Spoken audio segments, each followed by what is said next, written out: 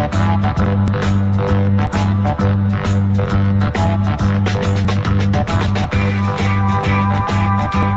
morning and welcome to Odyssey on WBEZ Chicago 91.5 FM, Chicago Public Radio. I'm Gretchen Helfrich. The court decisions of the civil rights era, most famously perhaps Brown versus the Board of Education, were critical to establishing a legal framework in which to advance an agenda of desegregation, equality of political rights, and other civil rights concerns. Those decisions laid down historic principles of law that continue to inform legislation today. The Supreme Court gets case after case in the 1920s and the 1930s of the most grotesque brutality against blacks, meted out by Southern sheriffs and Southern justice and all that sort of thing. The Scottsboro Boys cases.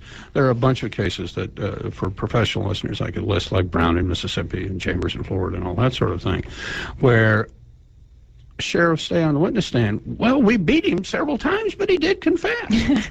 As if that doesn't violate any prescript of the Constitution. Well, if you're revulsed enough as a lawyer and a judge, you don't worry too much about the nicety. Is it equal protection or due process that's being violated? You say, this is just inconsistent with the constitutional design. I think that's the way a lot of the reasoning starts. And then after World War II, it really begins to take off, and it takes off as those decisions are developed. And as the NAACP mounts a serious and sustained campaign led by Thurgood Marshall to attack Jim Crow, mainly in the public schools.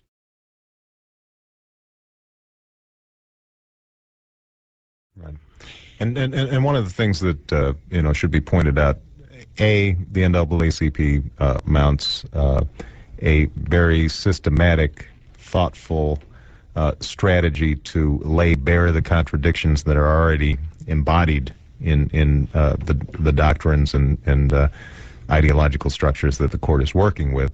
The second thing is, though, just to take a sort of a realist perspective, is that there's a lot of change going on outside of the court that the judges have to essentially take judicial notice of. I mean, you've got World War II, you've got the doctrines of Nazism that we are fighting against that start looking uncomfortably similar to what's going on back here at home.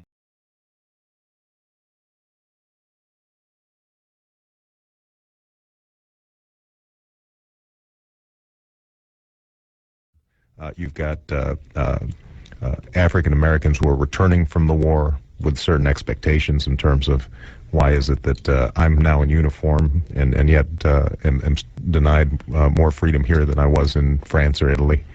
And so you have a whole host of, I think, social conditions that are, that the court inevitably is influenced by. And I think it's important for us to realize that although Brown versus Board of Education may be one of those rare circumstances where the court is willing to get slightly beyond conventional opinion and sort of stake a place beyond sort of the political mainstream. Conventional social opinion. Social opinion. Okay.